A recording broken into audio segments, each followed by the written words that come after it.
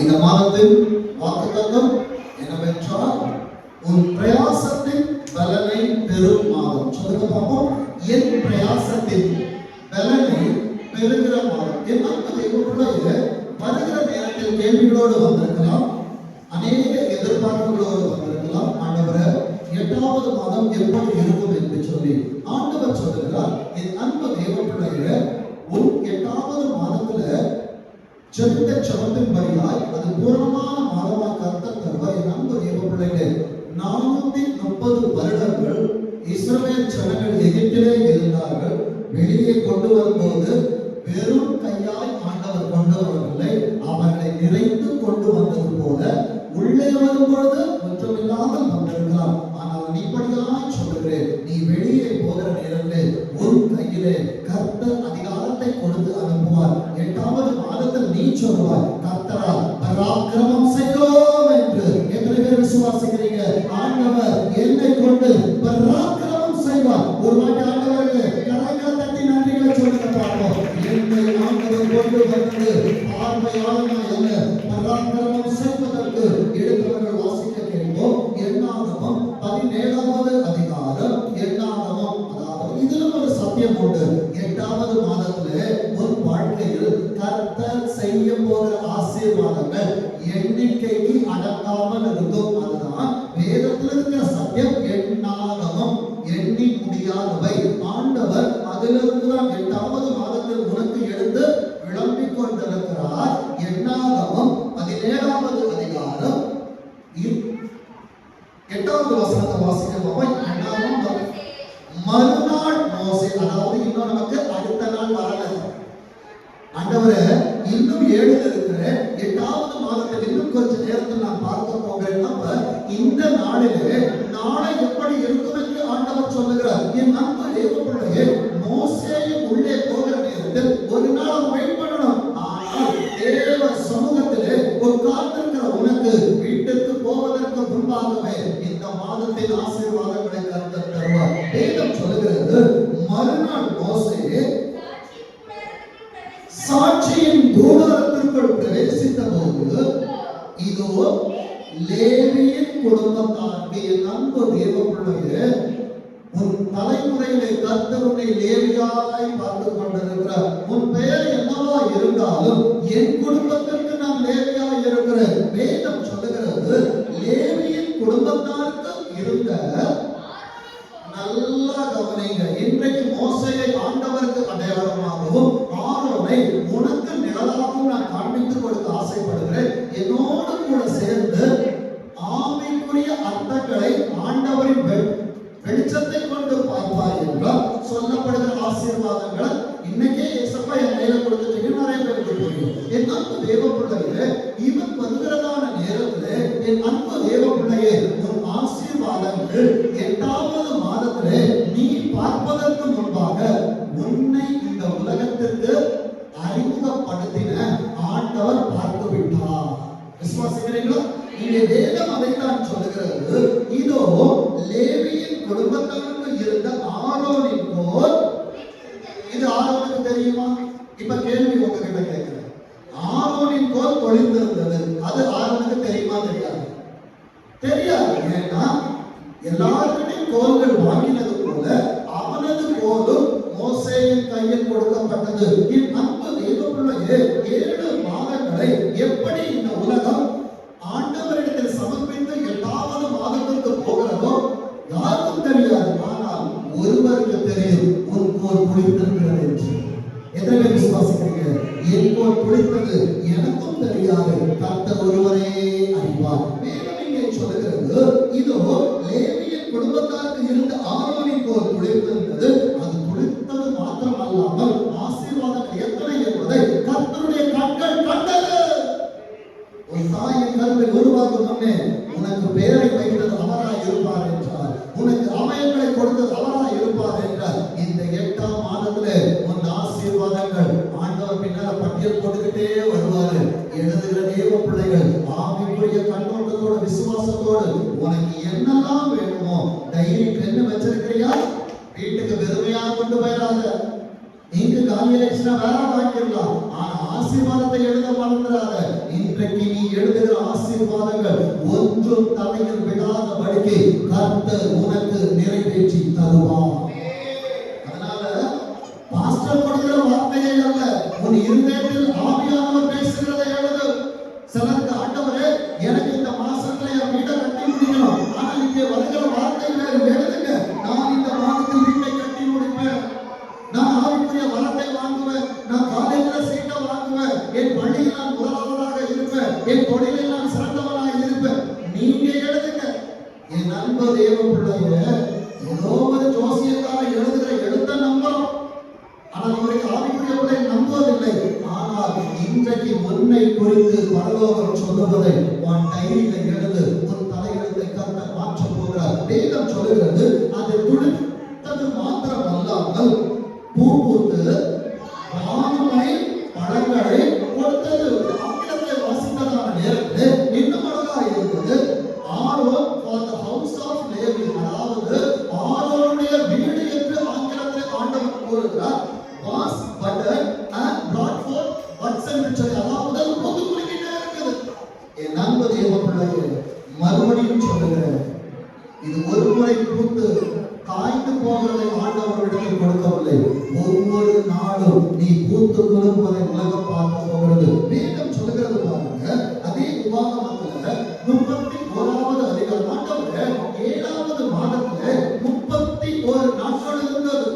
31 நாட்களை முடிக்க வைத்து 8வது மாதத்திலே பிரவேசிக்க பண்ணுகிறேன். இப்படி நீங்க பார்த்தீங்கன்னா உபாகமம் என்பது உபதேசம், எண்ணாதவன் என்பது எண்ண முடியாத எண்ணில் நடக்காத ஆசீர்வாதங்களை கர்த்தர் எனக்கு தருவது, அவர் எனக்கு தருவதை அவர் உபதேசிக்கிறார். அதுதான் உபாகமம். இந்த மாதம் எனக்கு இப்படித்தான் இருக்கும். 7வது மாதத்திலே 31 நாட்களை பார்த்தால் 8வது மாதத்திலே என்னை உட்கார்ந்து கேட்க வைத்தார். அந்த வார்த்தை என்ன தெரியுமா? உபாகமம் 31:8 வாசிக்கலாம்.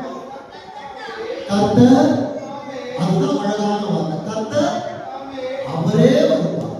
என் அன்பு தேவ பிள்ளையே, மனுஷன் கூப்பிட்டு உதவிக்கு வரல, நீ எதிர்பார்த்தவர்கள் வரல, எதிர்பார்த்த நன்மைகள் வரவில்லை. ஆண்டவர் இந்த 8வது மாதத்துல இதை முடிக்கிற நேரத்துல ஒரு கையை பிடிச்சிட்டு அவன் சொல்றான், அம்மா நான் வரும்போது தனியா வந்தேன். ஏசப்பா சொல்லி, தனி இல்லப்பா, உன் கையை மூடி பாரு, என் கை உன்னோட உறுதியா இருக்கிறத நீ ஃபீல் பண்ணுவேன். வேதம் சொல்லுது, கர்த்தர் தாமே ஏசப்பாவை நம்ம கூப்பிட்டோம். ஆனா நீ கூப்பிடுவதற்கு முன்பாகவே அவர் வார்த்தையை தந்து என்ன சொல்றாரு தெரியுமா? கர்த்தர் தாமே உனக்கு என்று சொல்லுகிற இடத்தை எனக்கு என்று படிக்கலாம். எனக்கு முன்பாக போகிறவர். ஒருத்தர் ரெடி ஆயிட்டார். அப்ப இந்த மாசம் நான் எங்க போனாலும் ஏசப்பா என்ன பார்ப்பாரு. நம்ம நான் சினிமா கட்டுறதுக்கு போனா ஏசப்பா என்ன பார்ப்பாரு, பாப்பாரு. உனக்கு முன்னால போக மாட்டாரு, உன்னை விட்டு அவர் விலகிடுவார். என் அன்பு தேவ பிள்ளையை சிம்சோன் நினைத்தான், நான் நசரேயனாய் இருக்கிறேன், ஆண்டவரை என்னோடு இருக்கிறார் என்று சொல்லி. என் அன்பு தேவ பிள்ளையே, அதனால துணிகரமா சில காரியங்களை செய்தான். அவன் தலைமுடி சிரைக்கப்பட்டது. சிரைக்கப்பட்டு என்ன தெரியுமா? கண்கள் பிடுங்கப்பட்டது. என் அன்பு தேவ பிள்ளையே, நீ தேவனோடு இருந்த வரைக்கும் அவனுக்கு 7 சடைகள் இருந்தது. 7 சடைகளின் அர்த்தம் என்ன தெரியுமா? 7 நாளும் நீ கர்த்தரோடு இருக்கிற அனுபவம். அவனுடைய பலன் அவன் வெளிப்படுத்துகிறான். நான் சர்ச்சைக்கு போறதுனால ஆசீர்வாதமா இருக்கிறேன், தேவனை பிடிக்கிறதுனால ஆசீர்வாதமா இருக்கிறேன், எல்லாவற்றையும் சொன்னார். இன்றைக்கு சபைக்கு வர முடியாதபடிக்கு, கூடுகைக்கு வர முடியாதபடிக்கு, கர்த்தருடைய ஐக்கியத்துக்கு வர முடியாதபடிக்கு எத்தனை தெளிநாள்கள் உன் வாழ்க்கையில் வந்தார்கள். இன்றைக்கு தெளிநாளின் மடியிலே முகம் வைத்து படுத்திருக்கிறதான தேவ சபையை இன்றைக்கு கர்த்தருடைய வார்த்தை உன்னை தட்டி எழுப்பட்டும். அன்பு தேவ பிள்ளையே, அவள் மடியில் அவன் படுத்திருக்கிறதான நேரத்திலே அவன் தலைமுடி சிரைக்கப்பட்டதை அவன் அறியாதிருந்தான். நியாயாதிபதிகளை வீட்டில் போய் வாசிங்க, நான் எழுதி கொண்டு வரவில்லை, கர்த்தர் மனதிலே போடுவதை ஒரு இடத்திலே சொல்லிக் கொண்டிருக்கிறேன். அவன் தலைமுடி சிரைக்கப்பட்டது. அவனுக்கு வேலை என்ன கொடுத்தாங்க தெரியுமா? சிறைச்சாலையிலே மாவாற்ற வேலை.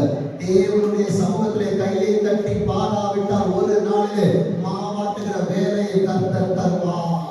தயவை சொல்லுகிறேன் என் அன்பு தேவ பிள்ளையே, சபை என்பது பாஸ்டர் நான் ஏதோ ஒரு ஆறுதலான வார்த்தையை நீங்க பேசுவீங்க, இது ஆறுதலின் இடமா இருந்தாலும் உன்னை சுத்திகரிக்க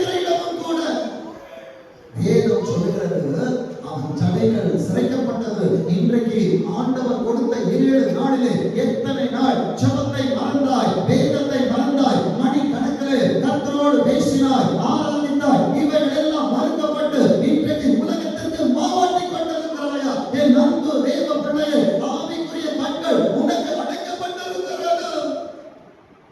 எப்படி பாஸ்டர், நாங்கெல்லாம் இங்க முடிச்சுட்டு தானே உட்கார்ந்திருக்கிறோம். நீங்கள் விழித்திருக்கிறீர்கள். உங்கள் குடும்பம் கண்ணை மூடிக்கொண்டிருக்கிறது என்றால் சிறைச்சாலையிலே அவர்கள் மறைத்துக் கொண்டிருக்க எச்சரிக்கை. மறுபடியும் சொல்லுகிறேன், என் கணவன் வரல, என் மனைவி வரல, என் பிள்ளைகள் வரல, எனக்கு அன்பிற்குரியவர்கள் வரவில்லை என்றால் என் அன்பு தேவ பிள்ளையே, நீ பரலோகத்துக்கு போயிருவ.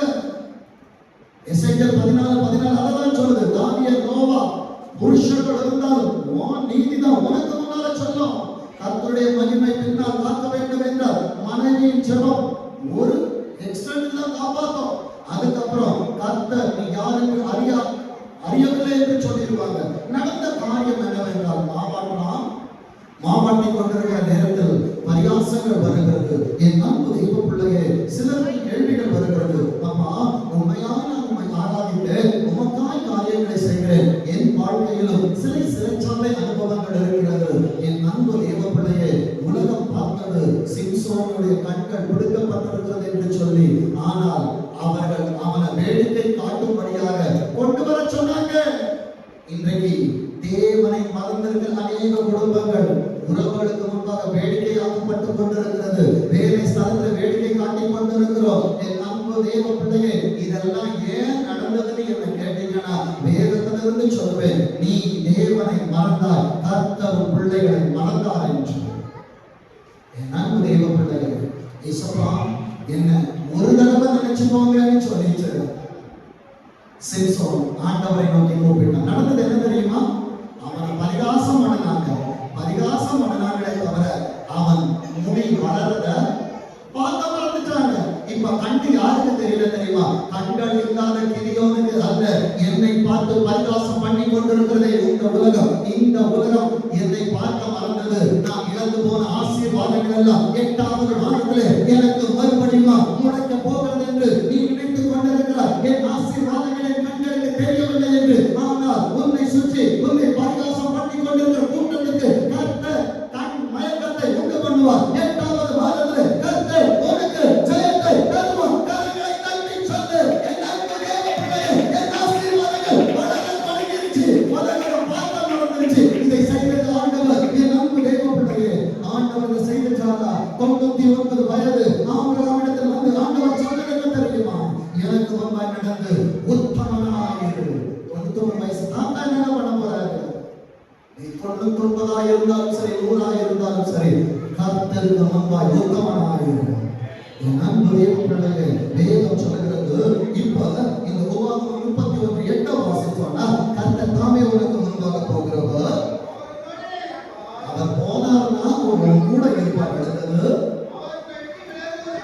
இந்த 7வது மாசம் வரைக்கும் ஏசப்பா விட்டுட்டு போயிட்டீங்களாப்பா? என் கூட நீங்க பேசாம இருக்கிறீங்களாப்பா? ஆண்டவரே, உங்க சத்தத்தை என்னால கேட்க முடியுது. என் அன்பு தேவ பிள்ளையே, சில நேரங்களில் உன் காதுகள் கேளாத யுத்தத்தை அவர் செய்து கொண்டிருக்கிறார். உனக்கு பாதையை உருவாக்கும்படியாக வேதம் சொல்லுகிறது. அவர் உன்னை விட்டு விலகுவதும் இல்லை, உன்னை கையோடவே மாட்டேன். நீ பிடிச்சா நிறைய விட்டு ஓடிச்சு. இந்த 8வது மாதத்திலிருந்து என் ஆண்டவர் உன் கையை பிடிக்கிறார். எத்தனை பேர் கொடுக்க போறீங்க? இயேசுப்பா, என் கையை நீங்க பிடிச்சுக்கோங்கப்பா. எல்லாரும் கையை நினைக்கிற கையை தூக்கி சொல்லுங்க. அப்பா, என் கையை நீங்க பிடிச்சுக்கோங்க. நான் வளர்ந்தாலும் எனக்கு 4 வகையை முதுகுல போட்டு என்ன உங்க கைக்குள்ள வச்சுக்கோங்கப்பா. உங்க வளர்ந்த கையில நான் அடங்கி இருக்கணும். சொல்லுங்க பாப்போம். இயேசுப்பாவுடைய கையில நான் அடங்கி இருக்கணும். நான் அடங்காம போனா கெட்ட குமாரனை போல நான் அண்ணியின் கவுண்ட தின்றதுக்கு ஏசப்பா வைப்பாரு, புத்திய தருவாரு, மறுபடியும் அப்பா வீட்டுக்கு கொண்டு வருவாரு. பன்னியின் கவுட நான் சாப்பிடாம இருக்கணும்னா ராஜாவுடைய வசனத்திற்குள்ள என்னை பாதுகாத்து கொள்ளுகிறவனா இருக்கணும். வேதம் சொல்லுகிறது அடுத்த வார்த்தை, நீ பயப்படவும். இதுதான் அடுத்த ஆசீர்வாதம். ஏசப்பா கையை பிடிச்சிட்டாருன்னா, என் அன்பு தெய்வ பிள்ளையே, ரோட கிராஸ் பண்ண போது அமுதா சிஸ்டர் கேட்டா அழகா சொல்லுவாங்க, அந்த சின்ன பிள்ளையோட கை எனக்கு என் கைக்குள்ள இருந்துச்சுன்னா பின்னால கணவர் வந்தார் பயப்பட மாட்டாங்க. என் மனைவி என் பிள்ளையுடைய கைய பிடிச்சிருக்கிறா, எத்தனை ஆபத்துகள் வந்தாலும் அவங்க பார்த்துப்பாங்க. என் அன்பு தெய்வ பிள்ளையே, உலகத்தில் இருக்கிற ஒரு பிள்ளையை நீ கவனமாய் பார்க்கிறதான நேரத்தில் பரலோகம் உன்னை கவனித்துக் கொள்ளாதா? அதனால் தான் பரலோகம் சொன்னது, உன்னை தொடுகிறவன் கண்ணின் மணியை. எனக்கு ஒரு ஆபத்து வரணும்னா ஏசப்பாட போய் பர்மிஷன் வாங்கணும். என்னை தேடி கடன் வர வேண்டும் என்றால் அது ஆண்டவரை கடந்த இடத்தில் வர வேண்டும். எனக்கு ஒரு ஆபத்து நிகழ வேண்டும் என்றால் அது என் ஆண்டவரை தாண்டி வர வேண்டும். என் ஆண்டவரை ஒருவனாலும் தாண்ட முடியாது. ஏன் என்றால் என் ஆண்டவர் ஆதியும் அந்தமும் அல்பாவும் ஒமேகாவுமாய் இருக்கிறார். என் அன்பு தெய்வ பிள்ளையே, அவர் தான் சொன்னார், நான் உன்னை விட்டு விலகுவதும் இல்லை, உன்னை கைவிடுவதும் இல்லை என்று சொல்லி. என் அன்பு தெய்வ பிள்ளையே, அதிகாரத்திலே 6வது வசனத்தை வாசிக்க பார்ப்போம். அப்ப பயப்படாமல் கலங்காமல் இருந்துட்டோம்னாலே அடுத்தது என்ன வருது? பலன் வருது. என்னை பலப்படுத்துகிறார். சொல்லுங்க பார்ப்போம். என்னை பலப்படுத்துகிறார். சிலருக்கு ஆண்டவரே எனக்கு சம்பளம் வந்தது மாதிரி இருந்துச்சு, ஆனா நான் அறியாத நிறைய செலவு வந்துருச்சு. எப்படி? ஆண்டவரே என் கூடையில எல்லாம் இருக்குது, நான் அப்படியே சுமந்துட்டு வந்தேனா மேல இருந்து பறவைகள் வந்து கொத்திட்டு போயிடுச்சு. ஏன் கொத்திட்டு போச்சு? ஆபிரகாமே, உனக்கு பலன் இருக்கிற வரைக்கும் நீ பறவைகள் தளர்த்தணும். ஆண்டவர் வருகிற வரைக்கும் நீ வெயிட் பண்ணணும். நீ டயர்ட் ஆயிட்ட, சம்பாதித்து கொண்டு வந்த பறவை கொத்திட்டு போயிடுச்சு. வசனத்தை மறந்துட்டியே ஆபிரகாமே. என் அன்பு தேவ பிள்ளையே, நீ ஆண்டவர் இடத்துல ஆண்டவருடைய சமூகத்துல எங்கோ ஒரு குறை வச்சிருக்கிற. சம்பாதித்து கொண்டு வருவது வழிமறைக்க வருது, வீட்டிற்குள் கொண்டு வந்து சேர்க்க முடியவில்லை. என் அன்பு தேவ பிள்ளையே, அங்கே எங்கே நான் சரி இல்லாமல் இருக்கிறேன் என்பதை பார்த்து அதை சரி செய். 8வது மாசத்துல அப்பா நான் கடன் வாங்கக்கூடாது என்று சொல்லி கேட்பதை காட்டிலும் என் கடன் வாங்க நீட்டக்கூடாதுன்னு கேட்கிறது. கடன் வாங்காதுன்னு சொன்னா ஆண்டவரே என் கையை நான் முடிக்கணும். தேவைகள் இருந்தாலும் உங்க சமூகத்திலே கையை திறக்க வேண்டுமே தவிர பக்கத்து வீட்டு கதவை கட்டி ஏதாவது கிடைக்குமான்னு நான் சொல்லி கேட்கக்கூடாது. விசுவாசம் என்பது சொல்லுங்க பார்ப்போம், இருக்காது ஆனா கிடைக்கும், நடக்காது நடத்துவார். வேதம் சொல்லுகிறது பாருங்க, நீங்கள் பலம் கொண்டு என்ன மனசு இருக்கணும்? பாஸ்டர் எனக்கு சம்பளம் வந்துச்சு, ஆனா அது போயிருச்சு, இன்னும் நான் நடக்க வேண்டியது எத்தனை நாள் இருக்கு?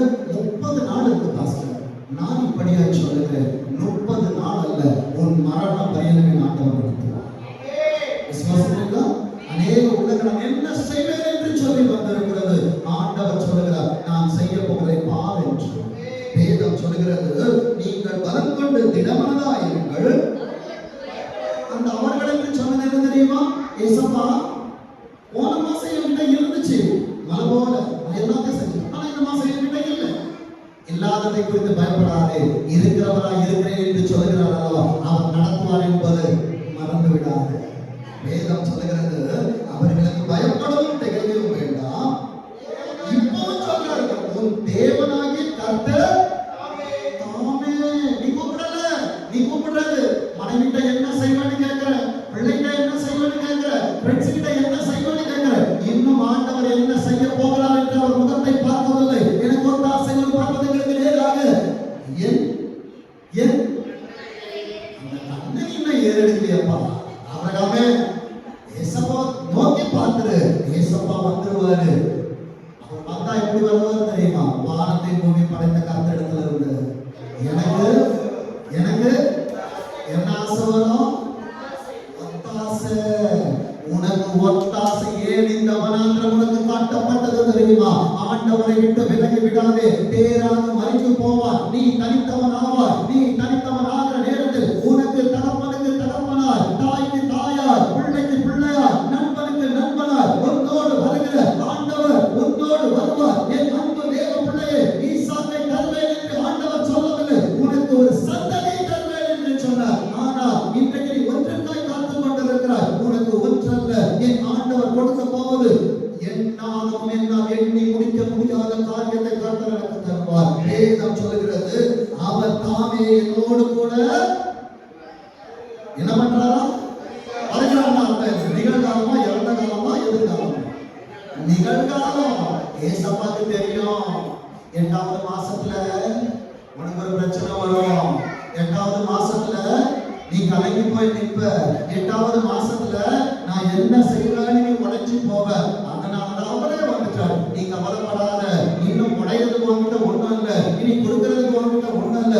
என் அன்பு தேவ பிள்ளையே, இல்லாததிலிருந்து அவர் உருவாக்கி தருகிற தெய்வமும் கரத்தை பிடித்துக் கொண்டிருக்கிறார். எப்படி நடத்துவேன் என்று சொல்லாதே, நடத்துகிறவர் என்னோடு இருக்கிறார் என்று சொன்னார். வேதம் சொல்கிறது பாருங்க, கர்த்தர் தாமே உன்னோடு கூட வருகிறார். அவர் உன்னை விட்டு கொடுக்க மாட்டாரு. சொல்லுங்க பாப்பா, அவர் என்ன விட்டு கொடுக்க மாட்டாரு. என் உறவுகளுக்கு முன்னால தலைவலிய விட மாட்டாரு. ஆண்டவரே, நான் நம்பிக்கையா சொல்லிட்டேன். எப்படி ஏசப்பா இந்த மாசத்தை நான் கடக்க போறேன், விசுவாசத்தோடு சொல்லுகிறேன். நீ கடக்க போவதில்லை, ஆண்டவர் உன்னை நடத்த போகிறார். வேதம் சொல்கிறது பாருங்க, அதே அதிகாரத்துல 7வது வசனத்தை வாசிக்க போறோம். பின்பு மோசே யோசுவாவை அழைத்து, ஆரோனின் அடுத்த ஜெனரேஷன் தான் யோசுவா. என் அன்பு தேவ பிள்ளையே, நான் எப்படி நடப்பேன் என்று சொல்லி, நான் எப்படி கடப்பேன் என்று சொல்லி யோசித்துக் கொண்டிருக்கிற நேரத்தில் உனக்காய் மாத்திரமல்ல, உன் பிள்ளைகளுக்கான வார்த்தையை கர்த்தர் உன்னிடத்தில் கொடுக்கிறார். வேதம் சொல்கிறது, யோசுவாவை அழைத்து இஸ்ரவேலர் எல்லாரும், சொல்லுங்க பாப்போம், என் உறவுகள் எல்லாம் பார்த்திருக்க. என்ன எல்லாரும் பரியாசம் பண்ணாங்க. ஏசப்பா நம்பி போனல, அவர் இல்லாமல் இருந்தப்ப வாழ்க்கை நல்லா இருந்துச்சு. இப்ப பாத்தியா, உன் சம்பளத்துல இஎம்ஐ பிடிச்சிட்டான், டாக்ஸ் பிடிச்சிட்டான், அதை பிடிச்சிட்டான், இதை பிடிச்சிட்டான். இப்ப இந்த காரியத்துக்கு நீ என்ன செய்ய போகிறாய்? என் அன்பு தேவ பிள்ளையே, என்னை நடத்துவது இன்னார் என்று சொல்லி அறிந்திருக்கிறபடி நான் வெட்கப்படேன், நான் வெட்கப்படேன் என்பதை அறிந்திருக்கிறேன். ஆகையால் என் முகத்தை கற்பாறை போலாக்கினேன். என் அன்பு தேவ பிள்ளையே, கர்த்தர் இந்த மாதம் உன்னை நடத்துவது ஆச்சரியம். என் அன்பு தேவ பிள்ளையே, எல்லாரையும் பார்க்க வைப்பாரு. பார்க்க வச்சு உன் கையில கொடுத்தா. சொல்லுங்க பாப்போம், எல்லாரையும் பார்க்க வச்சு என் கையில கர்த்தர் வைப்பார். தாவிதே, அப்பாவுக்கு நீ வேண்டாம், அம்மாவுக்கு நீ வேண்டாம், அண்ணனுக்கு நீ வேண்டாம். ஆனா சாம்பேலே வந்தாலும் சாப்பிட விட மாட்டாரு. தாவீது வரணும், எல்லாரும் பார்த்திருக்க. அதே காரியத்தை மறுபடியும் இடத்திலே சொல்லுகிறேன். யோசுவாவை மோசே கூப்பிடுகிறார். இஸ்ரவேலர் எல்லாரும் பார்த்திருக்க. எத்தனை யோசுவாக்கள் இருக்கிறீர்கள் எனக்கு தெரியாது. ஆனால் நான் இப்படி சொல்லுகிறேன், பலம் கொண்டு திடமனதாயிரு. எத்தனை பேர் விசுவாசிக்கிறீங்க? பலத்தை உயர்த்தி சொல்லுங்க, இது எனக்கான வார்த்தைப்பா, இது எனக்கான வார்த்தை. நான் பலம் கொண்டு திடமனதாய் இருக்கிறேன். வேதம் சொல்லுகிறது பாருங்க, கர்த்தர் இவர்களுக்கு கொடுப்பேன் என்று இவர்களுடைய பிதாக்களுக்கு ஆணையிட்ட தேசத்திற்கு. அப்பா, என் பிள்ளைய நான் எப்படி அப்பா கல்யாணம் பண்ணி கொடுப்பேன்? எப்படிப்பா என் பிள்ளைக்கு நல்ல படிப்பு கொடுப்பேன்? எப்படிப்பா நான் இந்த காரியத்தை செய்வேன்? திகைத்து வந்திருக்கிறதான யோசுவாவே, எல்லாரும் பார்த்திருக்க. உன் குடும்பத்தை உன்னை வைத்து நடத்த வைப்பார். உன்னிடத்தில் இருக்கிற கொஞ்சத்தை ஆண்டவர் அதிகமாக்கி கொடுப்பார். உன் களஞ்சியத்துல ஆண்டவர் பூரணத்தை ஊற்றி கொண்டிருக்கிறார். எத்தனை குடும்பங்கள் இல்லாமையில் வந்திருப்பது என்பது எனக்கு தெரியாது. ஆனால் நான் இல்லாம வந்திருக்கிறேன். ஆனால் இப்பொழுது சொல்லுகிறேன், என் ஆண்டவர் என்னை இருக்கிறவனாய் மாற்றிக் கொண்டிருக்கிறார். எத்தனை பேர் சொல்றீங்க, என்னையும் ஆண்டவர் இருக்கிறவனாய் மாற்றிக் கொண்டிருக்கிறார். நான் தனித்தவன் அல்ல, நான் இல்லாதவன் அல்ல, மனிதனிடத்தை கையேற்றுகிறவன் அல்ல, கர்த்தருடைய நாமத்தை உயர்த்தி பிடிக்கிறவன். வேதம் சொல்லுகிறது பாருங்க, நீ இந்த ஜனத்தை அழைத்துக் கொண்டு போய் அதை இவர்களுக்கு சுரந்தப்பன். நீங்க பலப்பட்டாதான். மறுபடியும் சொல்றேன், வந்திருக்கிற எல்லா பெற்றோருக்கும் சொல்லுகிறேன், என் பிள்ளையை எப்படி வளர்க்க போகிறேன், என் பிள்ளையை எப்படி நடத்த போகிறேன், தேவைகள் அதிகமாய் இருக்கிறது என்று சொல்லி நினைத்தாலும் என் அன்பு பிள்ளையை உனக்கு வாக்குத்தத்தமாய் சொல்லுகிறேன், உன் கையை பிடிச்சிருந்தா உன் பிள்ளை நடந்து வருவான். அவனுக்கு சொல்றதை நீதான் கொடுக்க போற. இல்ல பாஸ்டர், இன்னும் என்னால் நம்ப முடியல, இன்னும் நான் காண்பிக்க தருகிறேன், இன்னும் ஆழத்திற்கு போவோம் என்றால் 2 ராஜாக்கள் 3வது அதிகாரம், 2 ராஜாக்கள் 3வது அதிகாரம் 9வது வசனத்தில் 2ஆம் பகுதி சொல்லுகிறது, சாட்சியாளர்கள் 3வது அதிகாரம் 9வது. ஆனாலும் அவர்கள்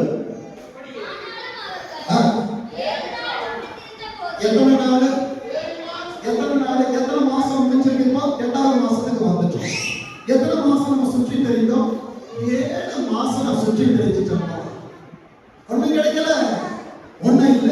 8வது மாசம் எப்படி இருக்கும்? என் அன்பு தேவ பிள்ளையே, கேள்விகளோடு எதிர்பார்ப்புகளோடு, அப்பா நான் என்ன செய்வேன் என்கிறதான கண்ணீரோடு வந்திருக்கிற பிள்ளைகளுக்கான மன்னாவைத்தான் கர்த்தர் தந்தார். இந்த மெசேஜ எப்பவும் எடுத்தோட கிரேஸ் அனுப்பியிருப்பேன். ஆனா இதை நான் எடுக்கும் போது நேற்று என் பேக் எனக்கு எங்க இருக்குதுன்னு தெரியல. ஆனா இன்னைக்கு காலையில பேக் கிடைச்சது. மெசேஜ் எடுக்க டைம் இல்லை. ஆனா எங்க உட்காந்து எழுதுற வேலைகளுக்கு நடுவில் தேவன் கொடுத்த டைம்ல உட்காந்து எழுதுன மனைவி கேட்டா எங்க உட்காந்து மெசேஜ் எடுத்தீங்க? ஆபீஸ்ல உட்காந்து எழுதுனமா? எப்ப எழுதுனீங்க? எல்லாரும் பார்த்திருக்க கொஞ்சம் கொஞ்சம் கொஞ்சம் கொஞ்சமா என் அன்பு தேவ பிள்ளையே, தேவன் பேச பேச வேலை ஸ்தலத்திலிருந்து எழுதப்பட்ட வார்த்தைகளை கொடுத்து கொண்டிருக்கிறேன். என் அன்பு தேவ பிள்ளையே, இன்றைக்கு வேலை ஸ்தலத்தில் ஆண்டவரே எனக்கான ஆசீர்வாதம் எப்பொழுது வரும் என்று சொல்லி கேட்கிறாயா? உன் வேலைகள் எல்லாம் கர்த்தருடைய ஆசீர்வதித்து வருவதை உன் கண்கள் பார்க்க போகிறது. வேதம் சொல்லுகிற அடுத்த வார்த்தை பாருங்க. ஆனாலும் அவர்கள் 7 நாள் சுற்றி தெரிந்த போது அவர்கள் பின் செல்லுகிற ராணுவத்திற்கும் மிருக ஜீவன்களுக்கும் தண்ணி இல்லை. என் பிள்ளைக்கு சாப்பாடு இல்லை, என் பிள்ளைகளுக்கு கொடுப்பதற்கான வருமானங்கள் இல்லை. என் பின்னே வருகிறார்கள். எங்க போனாலும் என் மனைவி பின்னால வரா, எங்க போனாலும் என் பிள்ளைகள் பின்னால் வந்து கொண்டிருக்க என்ன நம்புறாங்க. ஏசப்பா 7 மாசம் சுற்றிட்டேன், இனி என் பிள்ளைகளுக்கு என்ன பதில் சொல்ல போறோம்னு எனக்கு தெரியல. என் பிள்ளை என்ன பார்த்து கேட்கிறா, பிள்ளை சாகிறதை நான் பார்க்க மாட்டேன்னு சொல்லிட்டு ஆகாரின் அனுபவத்தில் உட்கார்ந்திருக்கிற தேவ பிள்ளையே, உனக்கான மன்னாவை தான் கர்த்தர் கொடுத்து கொண்டிருக்கிறார். வேதம் சொல்கிறது பாருங்க. 10வது வசனத்தை வாசிங்க. என் அன்பு தேவ பிள்ளை, இஸ்ரவேல் ஆண்டவருக்கு பிரியமான ஜனம். ஆனால் அந்த இஸ்ரவேலுக்கு ராஜாவாய் இருக்கிறவன், உன் குடும்பத்திற்கு தலைவனாய் இருக்கிறவன், உன் குடும்பத்திற்கு தலைவியாய் இருக்கிற நீ, இன்றைக்கு தேவனுடைய சமூகத்தில் யுத்த காலத்திலே குதிரையாய் நின்ற நீ, இன்றைக்கு உன் வாயிலிருந்து வருகிற வார்த்தை என்ன தெரியுமா? வேதம் சொல்கிறது, ஐயோ. சொல்லுங்க பாப்போம். நம்ம வாயிலிருந்து எந்த வார்த்தை வருது? ஆமென், ஆமென். கர்த்தர் தந்த வாக்கு தத்தங்களுக்கு ஆமென். கர்த்தர் கொடுக்க போகிற கானானுக்கு ஆமென் என்று சொல்ல தேவ பிள்ளையே, யாக்கோபாய் இருந்தவனை இஸ்ரவேலாய் மாற்றினாரே, ஆமென் என்று சொல்ல வேண்டிய நீ ஐயோ என்று சொல்லுகிறாயே. ஐயோ என்று சொல்வதற்கு காரணம் என்ன தெரியுமா? இனியும் என்னால் முடியாதுப்பா, இனியும் என்னால போராட முடியாது, நான் டயர்டாயிட்டேன் ஏசப்பா, போதாண்டவரே எனக்கு இந்த வாழ்க்கை என்று சொல்லி என்னை கேட்கிற என் அன்பு சகோதரா சகோதரி, ஐயோ என்று அல்ல என் வாழ்க்கை, ஐயா என்று சொல்லி ஆண்டவரை நோக்கி சத்தமிடு. ஆண்டவர் அங்கே இருந்து அவர் சல பிரவாகத்தில் இருந்தாலும் கையை நீட்டி அவர்களை தூக்க வந்திருக்கிறார். இங்கே இஸ்ரவேலின் ராஜா சொல்லுகிறார், ஐயோ இந்த 3 ராஜாக்களையும் யாரு? ஏன்னா நம்ம பரிசுத்தவான்கள் அல்ல, அதனால குறை சொன்னாலும் ஆண்டவர், நிறைந்தாலும் ஆண்டவர். இஸ்ரவேலின் ராஜா சொல்லுகிறார், கர்த்தர் மோவாபியரின் கையில் ஒப்பு கொடுக்க. இன்னைக்கு உன் வாழ்க்கையை பார்க்கும்போது எப்படி இருக்கும் தெரியுமா? என்னை ஆண்டவர் கடலுக்குள் கொண்டு வந்து வைத்தார், என்னை ஆண்டவர் கண்ணீரின் பள்ளத்தாக்கில விட்டார், என்னை ஆண்டவர் எலும்புகள் உள்ள பள்ளத்தாக்குக்கு கொண்டு போனார். இது மாத்திரம் தான் உனக்கு தெரியும். எசேக்கியேலே 37வது அதிகாரத்தை வீட்டுல போய் வாசிங்க. அநேகர் எசேக்கியேலின் அனுபவத்துல வந்திருக்கிறீங்க. எலும்புகள் நிறைந்த பள்ளத்தாக்கு. ஆண்டவரே, ஒண்ணு ஒரு இடத்துல இருக்கு, ஒவ்வொன்றும் ஒரு திசையில இருக்கு. எப்பப்பா இது வந்து சேரும்? ஏசப்பா உங்ககிட்ட தான் கேட்பாரு, இந்த எலும்புகள் உயிரடையுமா? இப்ப நான் உங்களை கேட்கிறேன், இந்த 8வது மாசம் உயிர் பெறுமா? ஒரே ஒரு ஆமென் வந்திருக்குது.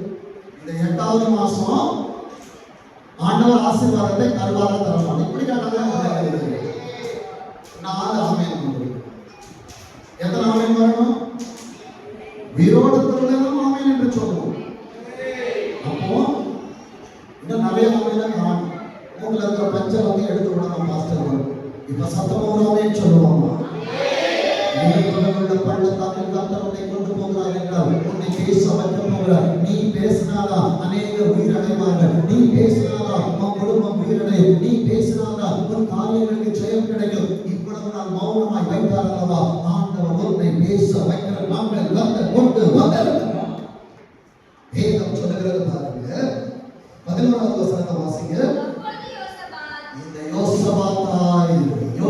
யூதாவின் ராஜா. யூதா என்பது துதியை விட்டுறாத, ஆண்டவரை துதிக்கிறத நிறுத்திடாத. 11வது வசனம் சொல்கிறது, அப்பொழுது யோசபா, அப்ப பிரச்சனை வரும்போது எங்க வரணும்? அவர் உங்களை விசாரிக்கிறவர்களாக இருக்கிறபடியால். ஆனா கவலை எல்லாம் எங்க வைக்கிறோம்? பக்கத்து வீட்டு அக்கா கிட்ட வைக்கிறோம். என் அன்பு தேவ பிள்ளைகள், ஈசாக்க விட்டு யாக்கோபு ஓடி போகும்போது லாபானை கட்டி பிடிச்சாடுதான், ராஜாவை கட்டி பிடிச்சாடுதான். ஆனா வழியில பார்த்து ஆண்டவரை கட்டி பிடிச்சாடுங்க. இப்படிதான் அநேகர் வாழ்க்கை பிரயாணத்துல மாமனார் வீட்டுக்கு போறதை விரும்புறோம், மனைவி வீட்டுக்கு போறதை விரும்புறோம். ஆனா திருச்சபைக்கு வருவதை விரும்பவில்லை. என் அன்பு தெய்வ பிள்ளையே, நீ எதை விரும்பினாலும் விரும்பாவிட்டாலும் சரி, கர்த்தர் உன்மேல் பிரியமாய் இருக்கிறார் என்றால் எந்த இடத்தில் இருந்தாலும் கர்த்தருடைய சரியான நேரத்தில் சரியான இடத்துக்கு கொண்டு வந்து சேர்ப்பார். வேதம் சொல்கிறது பாருங்க, அப்பொழுது யோசபா கர்த்தரிடத்தில் விசாரிக்கும்படிக்கு கர்த்தருடைய தீர்க்கதரிசி ஒருவரும் இங்கே இல்லையா? நிறைய நேரத்துல அறிவு நமக்கு பிரச்சனை வரும்போது ஊழியக்காரனை கூப்பிடணும்னு சொல்லாது, ஃப்ரெண்ட்ஸை கூப்பிட சொல்லலாம், உலகத்தை கூப்பிட சொல்லலாம். ஆனா உனக்காய் திறப்பில் நின்று கதறுகிற மோசேயை கூப்பிடுவதற்கு மனம் வராது. ஆண்டவரை நோக்கி கையை விரிப்பதற்கு அறிவு ஒத்துழைக்காது. பத்திரத்திற்கு கையெழுத்து வைத்தாயிற்று என்று தெரிந்த பின்பும் தானியேல் தான் முன் செய்து வந்தபடியே அந்தி சந்தி மத்தியான வேளைகளில் எருசலேமுக்கு நேராக பலகணிகள் திறந்திருக்க 3 வேளை கர்த்தரை நோக்கி ஜெபித்தான். கர்த்தர் அவனை ஜெயிக்க வைத்தார். நமக்கு ஆண்டவர் ஆசீர்வாதம் கொடுக்கிற வரைக்கும் தான் ஜெபம் ஓடும். ஆண்டவர் ஆசீர்வாதத்தை கொடுத்துட்டான ஆண்டவருக்கு ஒரு குட் பை. அடுத்தது பாஸ்டர் போன் பண்ணணும், பிரதர் சிஸ்டர் பாஸ்டர் நான் வந்துடுவேன் வருவேன் என்று சொன்ன அநேக தானியேலை காணவில்லை. என் அன்பு தேவ பிள்ளையே, காணாமல் போவாய் என்றால் சிறைச்சாலையில என்ன இருக்கும்? சிங்கம் இருக்கும். கீழே போனதுக்கு முன்னாடி கேட்ச் பண்ணி கொண்டு போயிடும். இன்றைக்கு அப்படிதான் அநேக திருச்சபையிலிருந்து ஆவிக்குரிய பிள்ளைகள் காணாம போயிட்டாங்க. சத்துரு யார் தெரியுமா? கெஞ்சுகிற சிங்கம் போல யாரை விழுங்கலாம் என்று வகை தேடி திரிகிறான். என் அன்பு தேவ பிள்ளையே, சிங்கம் பிடிச்சிட்டு பேசின வெளியே வர முடியாது. நீ செய்கிற தப்பிலிருந்து உன்னை காப்பாற்றும்படியா அநேக நேரத்தில் வீணாய் வந்தபடியினாலே நீ சேர வேண்டிய துறைமுகத்திலே உன்னை கர்த்தர் கொண்டு வந்து விட்டிருக்கிறார். இனியும் பாவம் செய்ய ஓடாதே, கர்த்தருடைய சமூகத்தை விட்டு ஓடாதே, கர்த்தரை பாடாமல் இடாதே, ஆண்டவருக்காய் ஆராதனை செய்யாமல் இருந்து விடாதே, மறந்து விடாதே. அன்பு தேவனுடைய வேதம் சொல்கிறது, கர்த்தருடைய தீர்க்கதரிசி ஒருவரும் இங்கே இல்லையா என்று கேட்டதற்கு எலியாவின் கைகளில் தண்ணீர் பார்த்த சாப்பாட்டின் குமாரனாகிய எலிசா இங்கே இருக்கிறார். அன்பு தேவனுடைய சில நேரத்திலே உன்னை குடும்பத்தில் கர்த்தர் எலிசாவாய் வைத்திருப்பார். இவ்வளவு நாள் உன்னை தேட மாட்டாங்க.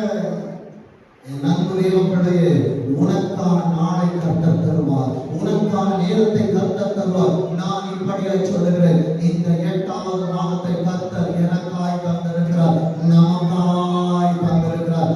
மறக்கப்பட்ட அநேகரால் நீ தேடப்பட போகிறார். எத்தனை பேருக்கு சந்தோஷம்? பிள்ளை மறந்துட்டான் பாஸ்டர், என் குடும்பம் மறந்துச்சு பாஸ்டர். மறந்துட்டாங்களா? நல்லதுன்னு சொல்லு. கர்த்தரால் நீ மறக்கப்படவில்லை. என் அன்பு தேவனுடைய 12வது வசனத்தை வாசிக்க பார்ப்போம்.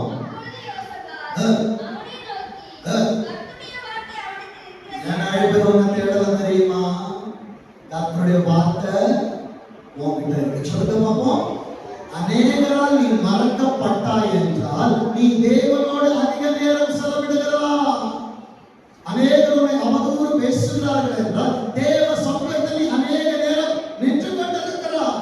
என் அன்பு தேவ பிள்ளையே, உன்னிடத்தில் ஆண்டவரின் வார்த்தை இருக்கும் என்றால் உலகம் உனக்கு எதிராக தான் நிற்கும். உலக சிநேகம் கர்த்தருக்கு விரோதமாக இருக்கிற பகை. சொல்லுங்க பார்ப்போம். உலக சிநேகம். அப்ப ஞாயிற்றுக்கிழமைகள்ல நான் ஆண்டவர் பார்க்க வராமல் யாருக்கிட்ட ஃப்ரெண்ட்ஷிப் வச்சாலும் பரலோகம் என்னை பகையாளியாய் பார்க்கும். எத்தனை பேருக்கு நான் சொல்றது புரியுது? ஆண்டவரே, இந்த ஞாயிற்றுக்கிழமை தான் நான் பிளான் பண்ணியிருந்தேன். ஆண்டவரே, பரலோகத்துக்கு பகையாளி ஆயிராங்க.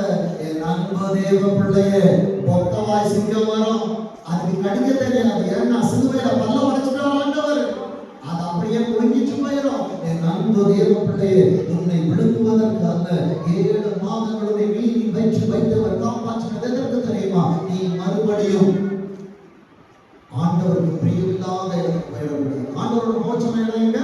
நினைவே. நீ போகணும்னு ஆசைப்படுற இடம் என்னது? தர்ஷீஷ். நீ தர்ஷீஷுக்கு போகக்கூடாது என்று அநேகரை தடுத்து கர்த்தர் நினைவையில் கொண்டு வந்து வார்த்தைகளை கேட்க வைத்துக் கொண்டிருக்கிறார். வேதம் சொல்லுகிறது பாருங்க. அப்பொழுது யோசுவா அவரை நோக்கி, கர்த்தருடைய வார்த்தை அவரிடத்தில் இருக்கிறது என்றார். இப்ப 17வது வசனத்தை வாசிங்க. 17. அந்த வார்த்தை என்ன தெரியுமா? 8வது மாசம் உங்களுக்கு இப்படிதான் இருக்கும். 17 ஏழை ஒன்னைய கூட்டிக்கோங்க. எனக்கு 8 இப்படிதான் ஆண்டவர் இருக்கும். நான் காற்றையும் காண மாட்டேன். தண்ணி வேணும்னா எனக்கு வேணும்னா காத்தா இருக்கணும், மழையும் இருக்கணும். ஆனா காத்தும் கிடையாது, மழையும் கிடைக்காது. அநேகர் வந்திருக்கிறீங்க, ஆண்டவரே எனக்கு சாட்சி இருக்கு, ஆனா அனுபவிக்க முடியாது. இஎம்ஐ இருக்குது, பால்காரனுக்கு கொடுக்கணும், இதை கொடுக்கணும், அதை கொடுக்கணும், எல்லாம் கொடுக்கணும். ஆனால் ஆண்டவர் சொல்லுகிறார், காற்றை பார்க்க மாட்டார், மழையை பார்க்க மாட்டார். ஆனாலும் நீங்களும் உங்கள் ஆடுபாடுகளும் என்கிற இடத்துல நானும் என் வீட்டாரும் கர்த்தரை சேவிப்போம் என்றார். காற்றை காண மாட்டோம், மழையை காண மாட்டோம், ஆனாலும் நானும் என் குடும்பமும் குடிப்பதற்கு இந்த பள்ளத்தாக்கு எப்படி நிரப்போம்? 7 மாசம் தண்ணீரால் நிறைஞ்சிச்சுப்பா. 7 மாசம் நிறைஞ்சிச்சுல.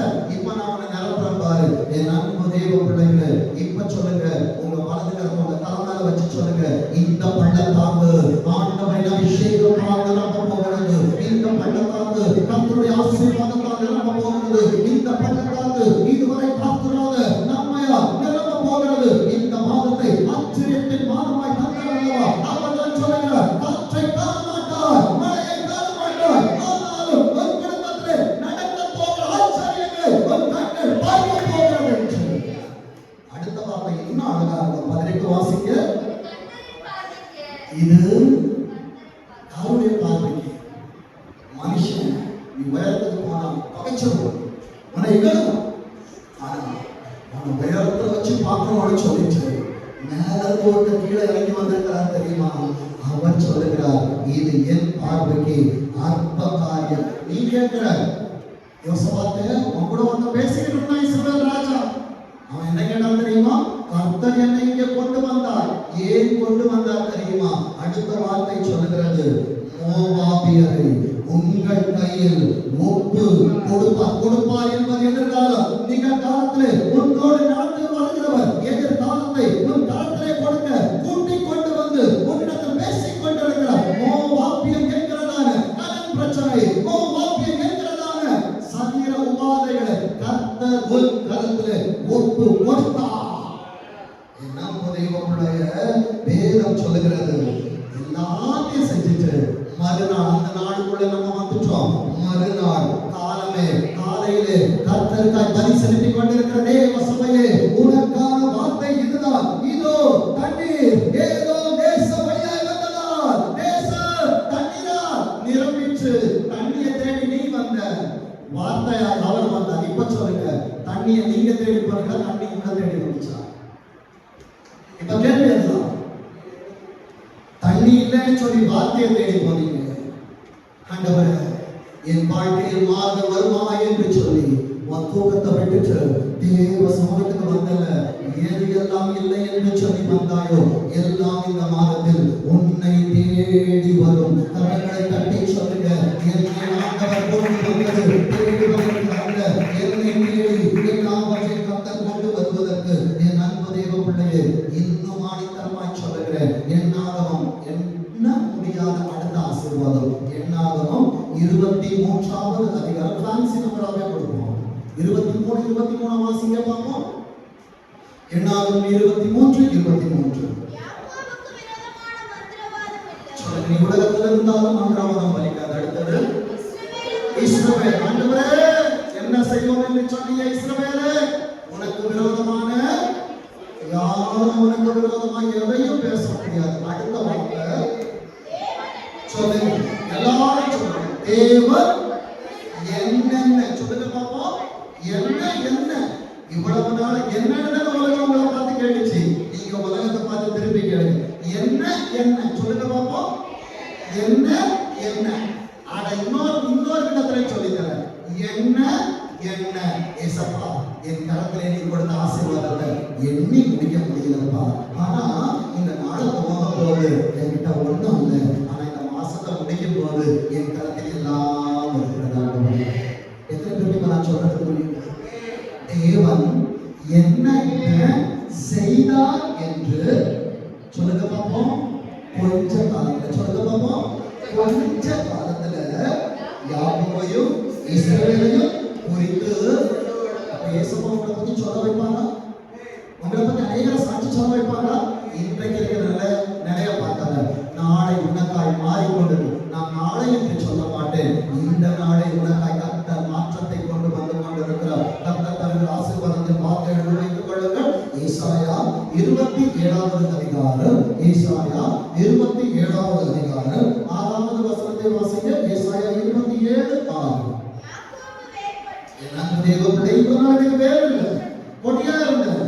அடிக்கிற காத்துக்கு அனுபவிக்க அசைஞ்சிட்டு இருந்தேன். இப்ப ஆண்டவர் எனக்குள்ளாய் வேரூன்றி இருக்கிறார். வேதம் சொல்கிறது யாக்கோபு வேர் பற்றி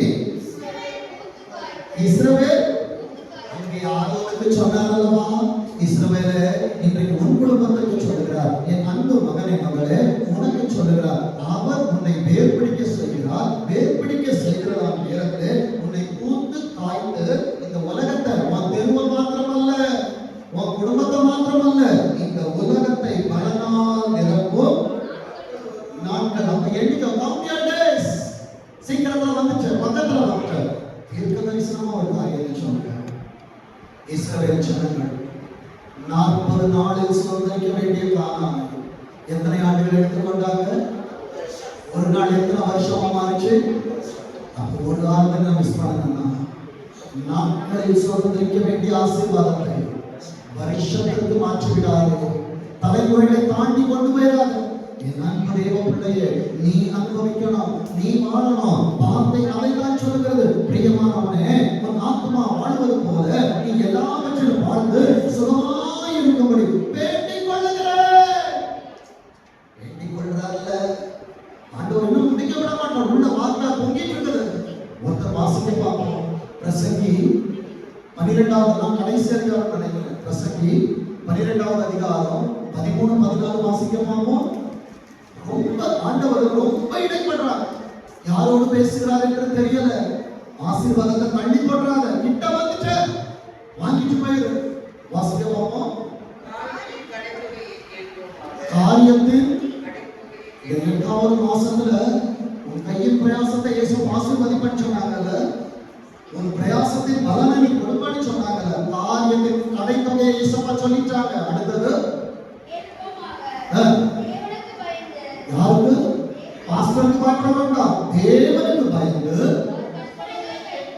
அவர் சொன்னார்ல, கட்டளையா எடுத்தா நீ மறக்கவே மாட்டேன். அவர் கட்டளைகளை கைக்கொள்.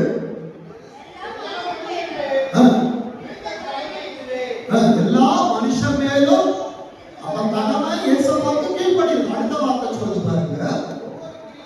நல்லா கவனிங்க. இயேசுப்பா நான் ஒரு ஆராதனைக்கு தான் வரல, நான் ஒரு ஆராதனைக்கு பாட்டு பாடல, நான் ஒரு ஆராதனை தான் மிஸ் பண்ணிட்டேன். தேவன் வாசிங்க. தேவன் ஒவ்வொரு அப்படி பண்ற ஒவ்வொரு வர்க்க இயேசுப்பா பார்க்கிறார். தேவன் ஒவ்வொரு கிரியையையும். அப்ப பாஸ்டருக்கு தெரியாது பாஸ்டர் பத்தி பேசுறது, சபையை பத்தி பேசுறது விசுவாசிக்க தெரியாது. அந்தரங்கத்தில் நீ செய்கிற நன்மையானாலும் தீமையானாலும் கொண்டு வருவாங்க. நிறைய நன்மைகளை தருவான்னு சொன்னீங்க. கடைசியில் ஒரு ஆசீர்வாதத்தை தராங்க. ரொம்ப பிரஷஸான ஆசீர்வாதம். சபையை இதை கொடுக்கதான் இயேசுவான கூட்டிட்டு வந்தாங்க. சங்கீதம் 132வது அதிகாரம். சங்கீதம் 132வது அதிகாரம் 18வது வசனத்தை வாசிக்க பார்ப்போம். இன்னைக்கு பார்க்கிற விதமா பார்க்காத. உனக்கு ஆசீர்வாதத்தை கொடுக்கிறாரு.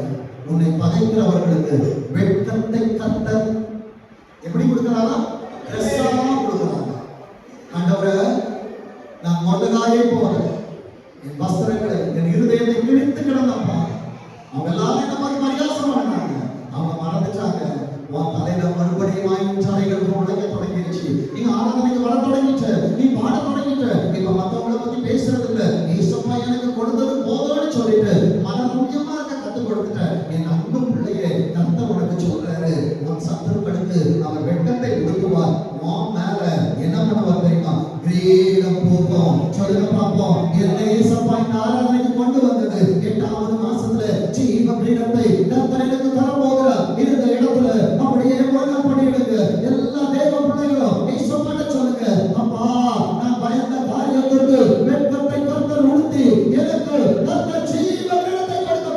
கரங்களை தட்டி சொல்லுங்க, இயேசுவே என்னோடு பேசும் ஆண்டவரே, என்னோடு பேசும் ஆண்டவரே. கரங்களை தட்டி ஆண்டவரே சொல்லுங்க, என் அன்பு தேவ பிள்ளையே, இயேசுவா நான் வந்த காரியத்தை கர்த்தர் உறுதிப்படுத்திட்டீங்க. நான் பயப்பட மாட்டேன்ப்பா. தைரியமா சொல்லுங்க, வாயை திறந்து. நான் பயப்பட மாட்டேன். என்னோட நீங்க வர போறீங்க. நான் நன்மைகளை தேடி போகிறவன் அல்ல. நன்மையும் பெருமையும் என்னை தொடர போகிறது. எத்தனை பேர் விசுவாசிக்கிறீங்க? வாயை திறந்து சொல்லுங்க, நன்மையோ பெருமையோ என்னை தொடரும். நான் யாரையும் தேடி போக நாடல்ல. நன்மையானாலும் கிருபையானாலும் கர்த்தரை தொடர வைப்பார். நான் கர்த்தருடைய வீட்டில நீண்ட நாட்களாய் சொல்லுங்க, 7 நாள் நினைச்சிருக்கேன். ஆண்டவரே உங்க சங்கத்தோட பிரேயர் இருந்தா ஓடி வந்துருவேன். அப்பா தேவ சமூகத்துல ஏறெடுக்கப்படுகிறதாவே ஜெபங்களுக்கு நான் விலகி இருக்க மாட்டேன். எத்தனை பேர் சொல்றீங்க? எத்தனை பேர் சொல்றீங்க? அப்பா என் பிள்ளைகளை ஆசீர்வதிப்பீராக. 8வது மாதத்துல என் அன்பு பிள்ளைகளுக்கு புதிய துவக்கங்களை தருகிறாங்க. தொழில் செய்கிற பிள்ளைகளுக்கு தொழில்களிலே விருத்தியை தாங்கப்பா. வேலைக்கு போகிற பிள்ளைகளுக்கு வேலை தாங்கப்பா. காலேஜுக்காக வெயிட் பண்ற பிள்ளைகளுக்கு நல்ல இடங்களை தாங்க ஆண்டவரே. அப்பா என் பிள்ளைகளுக்கு க்ஷேமங்களை கொடுங்கப்பா. ஆண்டவரே ஊழிய பாதையில திருச்சபை வளர்ந்து பெருகட்டும் அப்பா. என் பிள்ளைகள் ஆண்டவரே கர்த்தருக்காய் சாணாதி மதிகளை எழுப்பட்டும் ஆண்டவரே. என் பிள்ளைகள் மூலமாய் ஒரு கூட்ட சனம் ஆண்டவரை அறியட்டும் ஆண்டவரே. இந்த மாதம் கொடுத்த வாக்கு தத்தத்தை மரண பரியந்தம் என் பிள்ளைகள் மனதார பழகி என் கையில என்னை நம்பி கர்த்தர் கொடுத்த கோல் கொடுத்து கொண்டிருக்கிறது. அந்த கோல்தான் என் குடும்பம், அந்த கோல்தான் உன் ஊழியம், அந்த கோல்தான் உன் வேலைஸ்தலம். கர்த்தர் அதை கொடுத்து செய்து கொண்டிருக்கிறார். அதை கொடுத்து கொண்டிருக்கிறது. அது அநேக பலன்களை கொடுத்து கொண்டிருக்கிறது. நிக்கல மோஷியா, நிக்கல மௌதிரியா, நிக்கல மோஷகரமா, நிக்கல மோஷகரமா. உலகம் எங்கும் பலன் செல்லுங்க. நாங்கள் கர்த்தர் கொண்டு வருகிறார். உன்னை தேடி ராஜாக்களை கர்த்தர் கொண்டு வருவார். நிக்கல மோஷகரமா, எழுதி பிரகாசி, உன் கண்களை சுற்றிலும் மேலெடுத்துப்பா. அவர்கள் எல்லாரும் வேகமாய் உன்னிடத்திலே வருகிறார்கள். நீமா, நிக்கலமோ, நிஷியா, நிக்கலமோ, நிம்மத்தலமோ சக்கரமோ இருக்கிறதா. கர்த்தருடைய வைராக்கியம் இதை செய்யும். அன்பு பிள்ளைகளை வாழ்த்துகிறேன்ப்பா. ஆசீர்வதிக்கிறேன். எங்களோடு தேவன் இருக்கட்டும். கடந்து போகிறோம். எங்களோடு நடந்து வருகிற தேவன் எங்களோடு நடத்தி செல்கிறார்கள். வழி நடத்துங்க. இயேசு கிறிஸ்துவின் மூலமாய் ஜெபிக்கிறோம். ஜெபங்கள் ஜீவனுள்ள நல்ல தகப்பனே, 2 கரத்தை பார்த்து நேராக உயர்த்தி சொல்லுவோம். ஆமென், ஆமென். வாக்கு தத்தங்களெல்லாம் ஆமென். ஆமென் சொல்லுவோம். ஆமென், ஆமென். இயேசு சொன்னதெல்லாம் ஆமென். சத்தமா சொல்லுவோம். ஆமென், ஆமென். வாக்கு தத்தங்களெல்லாம்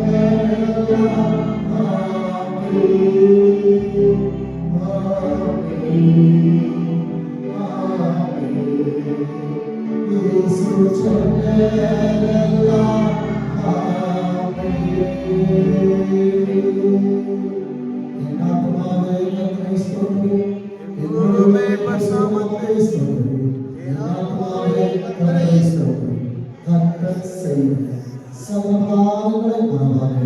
8ஆம் மாதத்தில் கர்த்தர் சொன்னபடியால் உன் பிரயாசங்களுக்கு பலன் உண்டு என்று